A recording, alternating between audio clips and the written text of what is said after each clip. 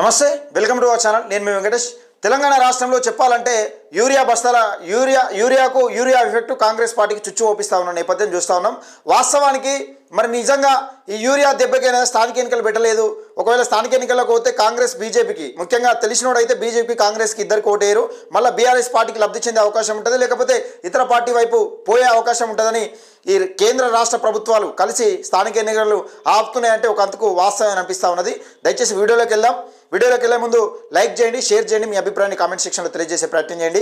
ఇక్కడ తెలంగాణ రాష్ట్రంలో పెద్ద ఎత్తున ఒక సమస్య లేవనెత్తిన అంశం ఏంటంటే, ఒకటి బీసీ అంశం అయితే, మరొకటి ఏ పల్లెకైనా యూరియా బస్తాల కోసం ఎక్కడ పడితే అక్కడ బార్లు తిరుగుతూ ఉన్నారు, ఏడబడితే అక్కడ చెప్పులు లైన్ పెడతా ఉన్నారు. మనం చెప్పుకుంటారు కదా, బీఆర్ఎస్ పార్టీలు కాంగ్రెస్ పార్టీ అధికారంలోకి రాకముందు ఆ చెప్పులు లైన్ కట్టిరు, మళ్ళీ ఇంకటి రోజులు వచ్చిన పరిస్థితికి ఇట్లా ఉన్నది, యూరియా బస్తాలు దొరుకుతామని చెప్పారు కదా.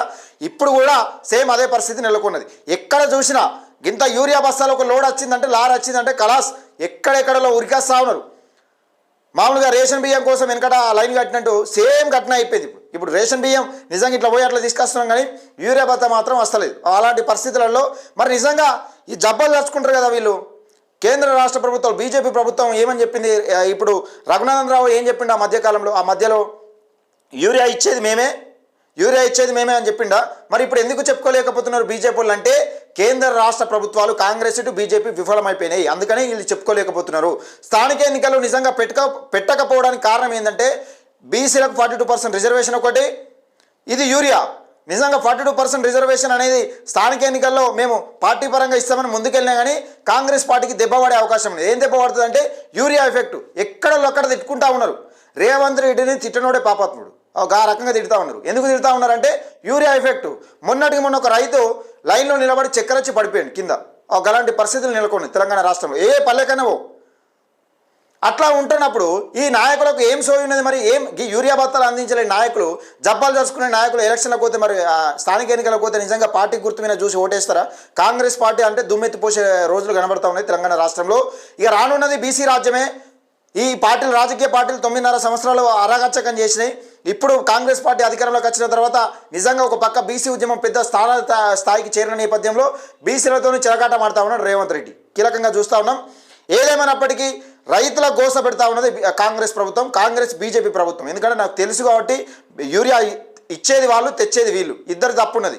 ఒక ఆయన సోషల్ మీడియా పెడతా ఉంటారు, వాళ్ళు వీళ్ళు బీజేపీ కాదురా కాంగ్రెస్ తీసుకురావాలి, బీజేపీ ఇచ్చడానికి సిద్ధంగా ఉన్నది కాంగ్రెస్ బీజేపీ అని కాదు, ఆడ బీజేపీ కూడా చేతులు ఎత్తేసింది. కీలకంగా చెప్పాలంటే యూరియా విషయంలో చేతులు ఎత్తేసింది. మేము యుద్ధం వల్ల తీసుకురాలేకపోయినామని చెప్తుంది. ఏ యుద్ధమో ఏం కథనో వీళ్ళకి యుద్ధాలే గుర్తుకొస్తాయి. సమస్యలు గుర్తుకొచ్చినప్పుడల్లా, ఓట్లు గుర్తుకొచ్చినప్పుడల్లా బీజేపీలకు క్లియర్గా యుద్ధాలే గుర్తుకొస్తాయి. గుర్తుపెట్టుకోండి. ఈ రాష్ట్రంలో బీసీ ప్రభుత్వం రాబోతూ ఉన్నది. 2028లో బీసీ ప్రభుత్వం రాబోతూ ఉన్నది. అందుకని శుభగడియలే. ఈ పరిపాలన చేత కాదు వీళ్ళకని కాలమే నిర్ణయిస్తూ ఉన్నది. ఈ అగ్రవర్ణ పాలకులకు పరిపాలన చేత కాదు, అవినీతి చేసుడు తప్పితే పరిపాలన చేత కాదు. బీసీలారా మీరు రాజ్యాధికారం తీసుకోండి అని ఈ వాతావరణమే చెప్తా ఉన్నది. ఈ వాతావరణం బీసీలకు రాజ్యాధికారం దిశగా ముందుకెళ్లే దిశగా ఓ సోపానం, పద సోపానం అంటారు కదా, సోపానం వేస్తూ ఉన్నది. మల్లె పూలతో స్వాగతం పలుకుతున్నట్టుగా కనబడతా ఉన్నది. తెలంగాణ రాష్ట్రంలో ఈ అగ్రవర్ణ పాలకులు అప్పులు చేసుడు తప్పితే తెలంగాణ ప్రజలకు మిగిల్చింది ఏం లేదు. దయచేసి మిత్రులారా, మన రాజకీయ భవిష్యత్తు కోసం, మనం రాజ్యం కోసం, మన బీసీ రాజ్యం కోసం, మన బహుజనుల రాజ్యం కోసం బహుజన ఎజెండా ఎత్తుకొని ముందుకు సాగాల్సిందిగా నేను మనస్ఫూర్తిగా కోరుకుంటున్నా. ఈ తెలంగాణ రాష్ట్రంలో యూరియా బత్తలు ఏనేళ్ళు వీళ్ళు తెలంగాణ రాష్ట్ర వ్యాప్తంగా ఎక్కడికి వెళ్ళినా తప్పనిసరిగా యూరియా కొరత లేని ఊరు లేదు. గట్లా ఉన్నది. అంటే యూరియా నిజంగా గింత కొడతాం, రైతులు గింతమంది ఉన్నారనే విధంగా రైతులు చేనులలో లేకుండా మొత్తం యూరియా బత్తల కాడ, ఆడ గోదాంల కాడ లైన్ కడతా ఉన్న పరిస్థితి చూస్తూ ఉన్నాం తెలంగాణ రాష్ట్రంలో. మరి ముఖ్యమంత్రి రేవంత్ రెడ్డి గారు ఏం చేస్తూ ఉన్నారు, ప్రతిపక్ష నాయకులు కేసీఆర్ గారు ఏం చేస్తూ ఉన్నారు, కేటీఆర్ గారు ఏం చేస్తూ ఉన్నారు, బీజేపీ నాయకులు ఏం చేస్తూ ఉన్నారు, ఒక్కసారి ఆలోచన చేసుకోండి. వీళ్ళు పంచుకునే కాడ ఉన్నారు, మనము ఈడ తీసుకునే కాడ మనం, అప్పులు కట్టే కాడ మనం ఉన్నాం, పంచుకునే కాడ వీళ్ళ కొట్లాట ఉన్నది అంతే. దయచేసి మిత్రులారా, వీడియోని ఎక్కువ మందికి షేర్ చేయండి, లైక్ చేయండి. నిజంగా ఇప్పటికిప్పుడు స్థానిక ఎన్నికలు పెడితే ఏ పార్టీకి ఓటేస్తారనేది మీ అభిప్రాయాన్ని కామెంట్ సెక్షన్లో తెలియజేయండి.